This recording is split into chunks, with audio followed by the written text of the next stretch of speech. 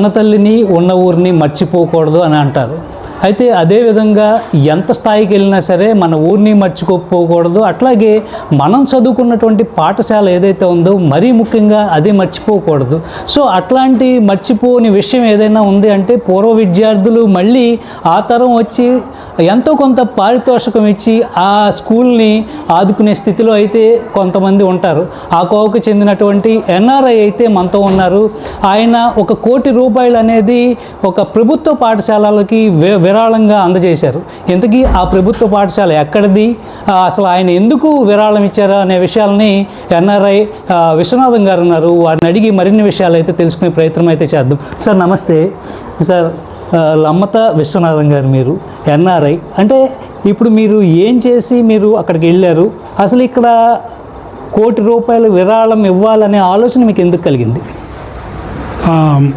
నేను అంటే ఇక్కడ 1960 నుంచి 66 వరకు చదువుకున్నాం.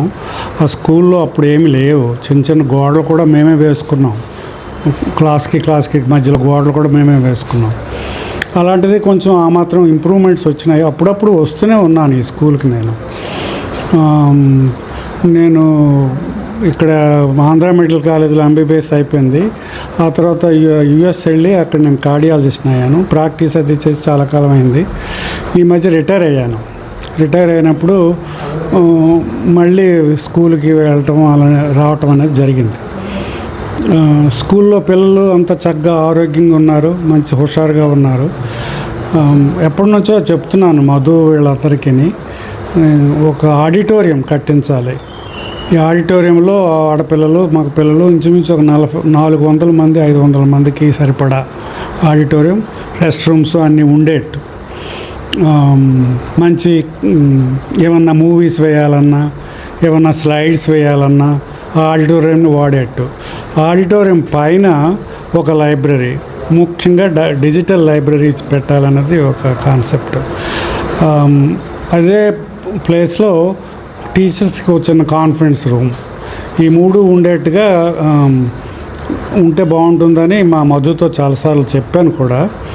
దానికి ల్యాండ్ అది కావాల్సి ఉంటుందేమోనని ఈరోజు నా పుస్తక ఆవిష్కరణ కోసం వచ్చాను. ఆ పుస్తకంలో నా ప్రయాణం అంతా చెప్పాను. ఈరోజు అది అయిపోయిన తర్వాత ₹1 కోటి వీళ్ళకి ఇస్తే ఆ ఆడిటోరియము, టీచర్స్ కావాల్సిన conference room, digital library. Digital అంటే మామూలు కూడా ఉంటాయి బుక్స్, డిజిటల్ లైబ్రరీ వాటి కోసం. సార్ అదేవిధంగా చూసుకుంటే కనుక ₹1 కోటి అనేది ఆషామాషి విరాళం అయితే కాదు. అంటే ఇటు మారుమూల ప్రాంతంలో ఈ విరాళం అనేది చాలా హ్యూజ్ అమౌంట్. అంటే గత నేపథ్యాలు కనుక మీరు చదువుకునే నేపథ్యాలు కనుక చూసుకుంటే ఆ రోజుల్లో మీరు చదివిన నేపథ్యం ఎట్లాగ ఉండేది, ఇప్పుడు ఈరోజు పాఠశాలలు ఎట్లా ఉన్నాయి, మీరు చూసినటువంటి వ్యత్యాసాలు ఏంటి? ఇప్పుడు ఆ ₹1 కోటి కూడా ఆడిటోరియం కట్టాలన్నది మీ ఆకాంక్ష. ఇప్పుడు నాడు నేడు స్కూళ్ళు తరహా అంటే మీరు చదువుకున్న రోజుల్లో ఇప్పటికి స్కూళ్ళు ఎట్లా మెరుగుపడ్డాయా, ఇంకా మెరుగుపరచాల్సినటువంటి ఆవశ్యకత ఏమైనా ఉందా? అంటే చాలా మెరుగుపడ్డాయి, కానీ పిల్లలకి ప్రైవేట్ స్కూల్స్కి వెళ్తే మంచి చదువు వస్తుంది అన్నది కాన్సెప్ట్ ఈ మధ్య బాగా స్ప్రెడ్ అయింది. అది నేను పెద్దగా నమ్మను. ప్రైవేట్ స్కూల్స్ ఉండాలి, కాంపిటీషన్ ఉండాలి కదా. అంచేత నేను ప్రభుత్వ పాఠశాలలోనే నేను చదివాను కాబట్టి అదే స్కూల్లో ఇలాంటి ఉండేట్టుగా మనం చూసుకుంటే వాళ్ళకి అన్ని విధాలు అన్నీ అందుతాయి. ముఖ్యంగా ఆడిటోరియం ఉందనుకోండి, పాటలు పాడవచ్చు, నాటికలు వేయచ్చు, నాటకాలు వేయచ్చు, డ్యాన్సులు చేయొచ్చు. పిల్లలకి అవన్నీ అవసరం. మేము చిన్నప్పుడు పల్లెటూళ్ళలో చేసుకునేవాళ్ళం అవన్నీ. అలా కాకుండా స్కూల్లో ఫైన్ ఆర్ట్స్ అనేది ఒక డిపార్ట్మెంట్ ఉంటుంది. వాళ్ళకి అది కన్వీనియంట్గా ఉంటుంది. ఎవరన్నా అవుట్ సైడ్ టీచర్స్ లైక్ కోత రవి ఐఏఎస్ ఆయన వచ్చాడు అనుకోండి, ఆయన ఒక స్పీచ్ ఇవ్వాలంటే లేకపోతే వాళ్ళకి చెప్పాలంటే మేమేమవుతుందంటే వచ్చేటప్పుడు చాలామంది పెద్ద మనుషులు వస్తుంటారు. వాళ్ళతో పాటు మేము అయ్యేసరికి పిల్లలకి నిజంగా అది ఇంటరాక్షన్ అవ్వట్లేదు. అలా కాకుండా ఆడిటోరియంలో ఆ పిల్లలందరినీ పెట్టి తను ఒక్కడే లేకపోతే నేను ఒక్కడనే మాట్లాడితే బాగుంటుంది. ఆడిటోరియం లాంటివి మంచివి అలాంటి ప్లేసుల్లో. ప్రతిసారి మనం ఇలా స్టేజ్ పెట్టి ఒకరిని పొగుడుకుంటూ ఇలాంటివి కాకుండా టైంకి 9 గంటలకి ఇలా ఒక క్లాస్ ఉంది అంటే అది క్లాసే కదా. ఐఏఎస్కి ఎట్లా వెళ్ళొచ్చు, ఎలా సెలెక్ట్ అవ్వచ్చు అనేది ఆయన చెప్పాడు అనుకోండి, నేను మెడిసిన్కి ఎలా వెళ్ళొచ్చు, ఎలా సెలెక్ట్ అవ్వచ్చు అని నేను చెప్పాను. అలాంటి ఆడిటోరియంలో అందరూ 6వ తరగతి నుంచి 10వ తరగతి వరకు కూడా ఉంటే బాగుంటుంది.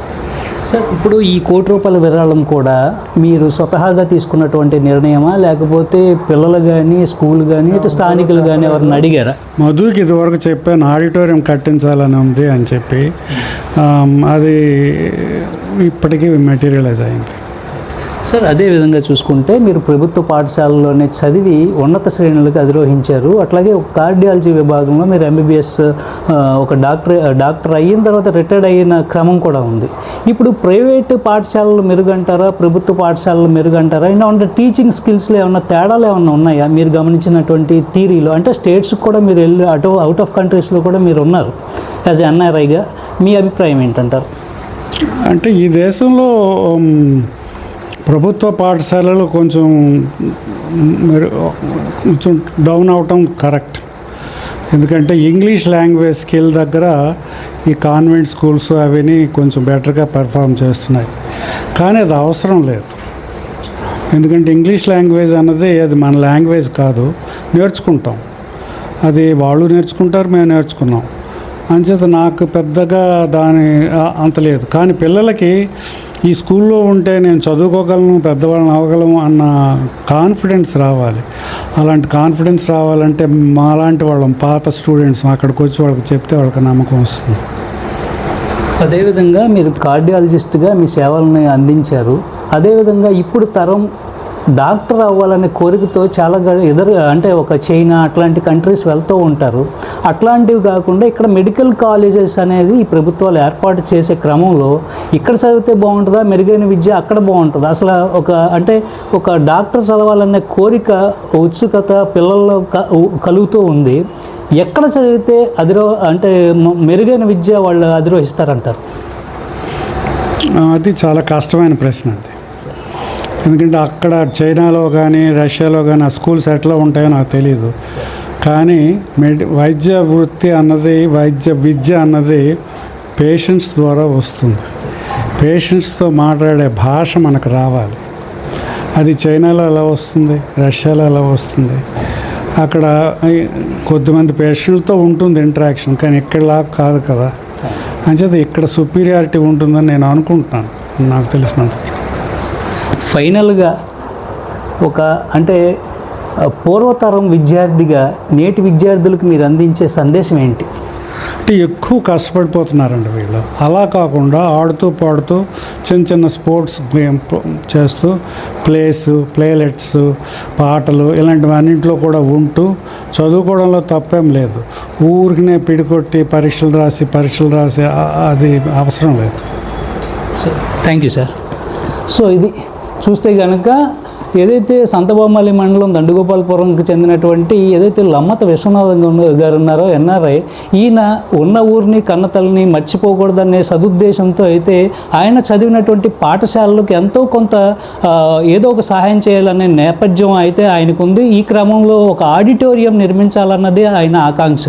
ఈ నేపథ్యంలో తోటి బంధువులు కానివ్వండి, తోటి స్థానికులు కానివ్వండి, వారితో చర్చించి ఆ స్కూల్కి ఈరోజు వెళ్ళారు. పుస్తకావిష్కరణలో భాగంగా ఆయన స్కూల్కి ₹1,00,00,000 అనేది విరాళం అయితే అందించినటువంటి క్రమం. ఈరోజు పూర్వ విద్యార్థిగా అయినట్టు కొత్త విద్యార్థులకు అందించే సందేశం ఏంటంటే, మీరు ఎక్కువ స్టడీస్ మీద ఫోకస్ చేసి అదేవిధంగా ఫైన్ ఆర్ట్స్ మీద కూడా మీరు ఫోకస్ చేయాలి. ఆ ఫోకస్ చేసే క్రమంలో ఈ ఆడిటోరియం అనేది ఉపయోగపడుతూ ఉంది. అట్లాగే ఏదైతే డాక్టర్ చదవాలనుకున్నటువంటి మీ కోరికకి మెరుగైనటువంటి ఇంకొంత మెరుగుపరిచే అవకాశాలు ఈ దేశంలోనే ఉన్నాయి. మనం ఇంగ్లీష్ అనేది జస్ట్ ఒక లాంగ్వేజ్గానే మనం పరిగణించాలి, కానీ ఇంగ్లీష్ అనేది వేరే స్టేట్కి వెళ్ళి మనం కమ్యూనికేషన్ పెంచుకోవడానికి ఆ ఇంగ్లీష్ అనేది మనకు ఉపయోగపడుతుంది తప్పితే మన మాతృభాష ఎంతైనా మంచిది అన్నట్టుగా కూడా ఆయన పేర్కొంటూ ఉన్నారు. ఏదైనా కానీ తన ఊరికి సేవలు అందించాలనే ఉద్దేశంతో తన పూర్వ విద్యార్థిగా ఆయన ప్రస్తుతానికి ఉన్నటువంటి విద్యార్థి లోకానికి ఎంతో కొంత సేవ చేయాలనే ఉద్దేశంతో ఆడిటోరియానికి అయితే ₹1,00,00,000 విరాళం అందించారు. ఇదేంటంటే టెక్కలి నియోజకవర్గ చరిత్రలో ఇంతవరకు కూడా ఏ ఎన్ఆర్ఐ కూడా ఇవ్వనటువంటి విరాళంగా మనం భావించాలి. So signing off Rauthula TV.